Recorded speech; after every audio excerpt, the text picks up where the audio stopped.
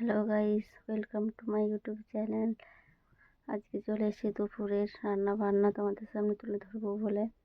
দুপুরে রান্নার জন্য উনুনে হাঁড়ি চাপিয়ে দিয়েছি, চাল তুলে নিয়েছি, তাদের না কোটো করে ডাল সিদ্ধ করতে দিয়ে দিয়েছি।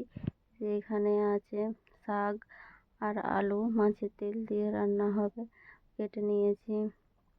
এই গরমকালে দেখো বন্ধুরা, মাটির উপরে কত মাছি হয়েছে। এই ডাল ভাতের ফ্যান গড়িয়ে নিয়েছি, তারপরে যে ডাল চাপিয়ে দিয়েছি, কড়াইতে ডাল সেদ্ধ হচ্ছে। ডালে হলুদ গুঁড়ো দিয়ে দিলাম একটু, হলুদ গুঁড়ো দেওয়া হয়ে গেছে, ভালোভাবে নাড়িয়ে নিচ্ছি। এবারে সঙ্গে হলুদ গুঁড়ো ডালটা নামিয়ে নেবো। আবার এই যে নিয়ে চলে এসছে মাছগুলো তেল ঝাল করবো, তাতে লবণ দিয়ে দিচ্ছি পরিমাণ মতো, লবণ আর একটু হলুদ গুঁড়ো দিয়ে দেবো।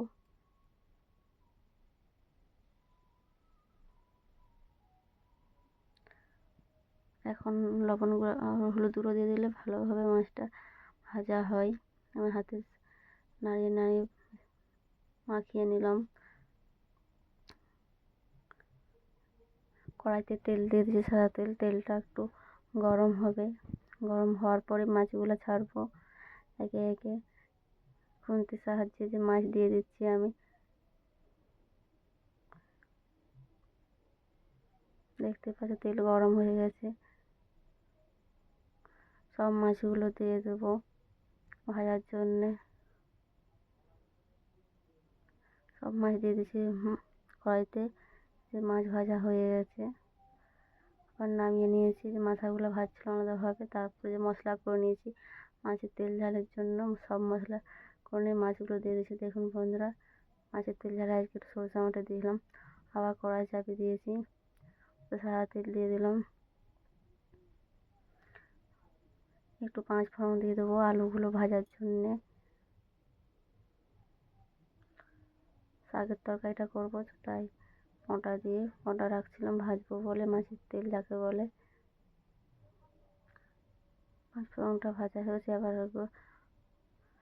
ভাজা হোক।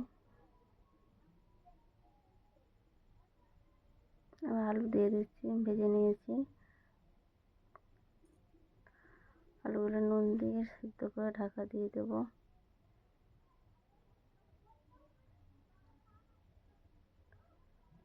ভালোভাবে ভেজে নেবো নুন দিয়ে নেড়ে নেড়ে।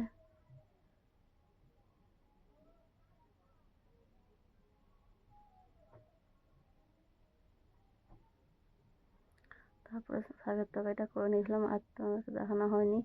এই যে আজকে দুপুরের মেনুতে ছিল ডাল, মাছের তেল ঝাল, আর শাক আলুর তরকারি, মোটা দিয়ে আর কি।